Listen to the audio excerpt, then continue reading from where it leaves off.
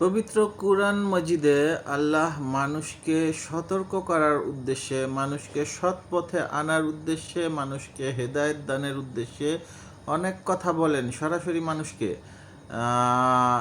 আসেন আমরা সেরকম 2-4টা কথা কোরআন থেকে শুনে আসি আল্লাহ মানুষকে কি বলেন। প্রথমে আমি বলতে চাই সূরা 40-এর 33 নম্বর আয়াত, যেখানে আল্লাহ বলেন যে আল্লাহর দিকে দাওয়াত দেয়, সৎকর্ম করে এবং বলে আমি একজন আল্লাহর আজ্ঞাবহ, তার কথা অপেক্ষা উত্তম কথা আর কার।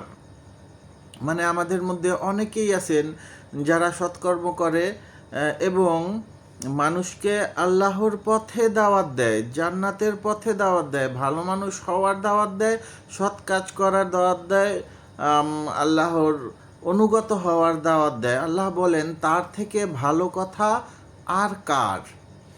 আচ্ছা, সূরা 39-এর 18 নম্বর আয়াতে আল্লাহ বলেন, এবং ওই যে বললেন যে যারা আল্লাহর কথা বলে, আল্লাহর পথে দাওয়াত দেয়, সেই কথার কথা আল্লাহ বলেন যারা, সূরা 39-এর 18 নম্বর আয়াত, যারা মনোনিবেশ সহকারে কথা শুনে অতঃপর যাহা উত্তম তা অনুসরণ করে, তাদেরকেই আল্লাহ সৎপথ প্রদর্শন করেন এবং তারাই বুদ্ধিমান। এখানে আল্লাহ বলেন ওই যে কিছু মানুষ আছে যারা আল্লাহর পথে দাওয়াত দেয়, ভালো হওয়ার কথা বলে, সৎকর্ম করার কথা বলে, জান্নাতের কথা বলে।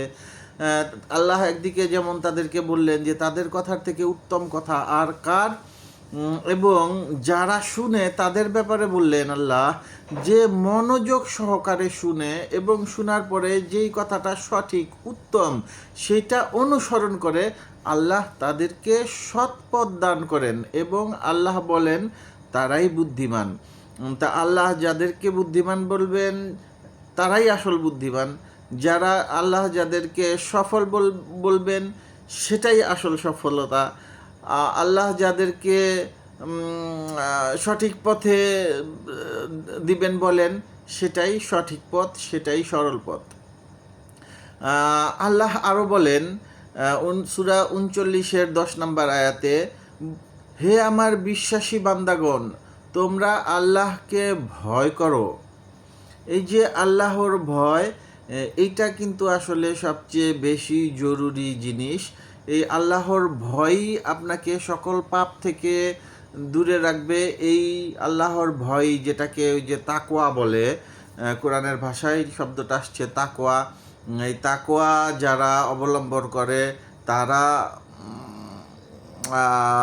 তাত্তাকুন, এবং এই তাকওয়ার একটা পর্যায়ে যে সে যখন আল্লাহকে ভয় করতে থাকে, সকল পাপকর্ম থেকে দূরে থাকতে শিখে, সৎকর্ম করতে থাকে, আল্লাহর ইবাদত করে এবং আল্লাহর রাহে জান মাল ত্যাগ করে, আল্লাহর সকল আদেশ পালন করে, তারাই কিন্তু মুত্তাকিন, ইমানদারের সর্বোচ্চ পর্যায়।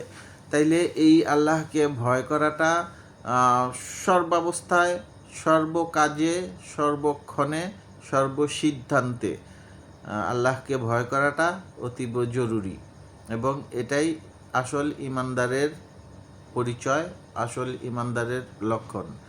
ধন্যবাদ। সালামুন আলাইকুম।